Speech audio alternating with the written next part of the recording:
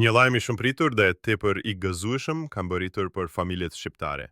Kryeministri Edi Rama, pas fitores për herë të katërt radhazi në zgjedhjet parlamentare, ka bërë publike një nismë të re sociale që synon të mbështesë direkt familjet dhe të rrisë numrin e lindjeve në vend. Duke pasur parasysh sfidat e mëdha demografike dhe rënien e vazhdueshme të lindshmërisë, qeveria shqiptare ka vendosur që çdo fëmijë që do të lindë, duke filluar nga viti 2026, do të përfitojë një bonus prej 1000 eurosh. Ky vendim është pjesë e një pakete më të gjerë masash të orientuara drejt përmbushjes së kritereve që I kërkohen Shqipërisë për anëtarësimin në Bashkimin Evropian.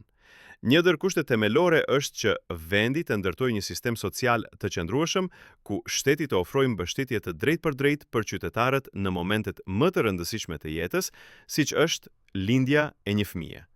Sipas kryeministrit Rama, kjo është vetëm një nga hapat që do të ndërmerren në këtë mandat për të ecur me ritme të sigurta drejt familjes europiane.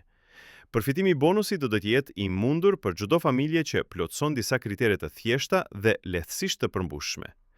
Qeveria ka siguruar se procedurat do të jenë të shpejta, transparente dhe të ndërtuara mbi bazën e një strukture të re digjitale për aplikim dhe verifikim. Bonuset do të jepen brenda një kohe të shkurtër pas lindjes së fëmijës dhe do të përfaqësojë një ndihmë të drejtë për prindrit e rinj në filimin e këtij kapitulli të rëndësishëm të jetës së tyre.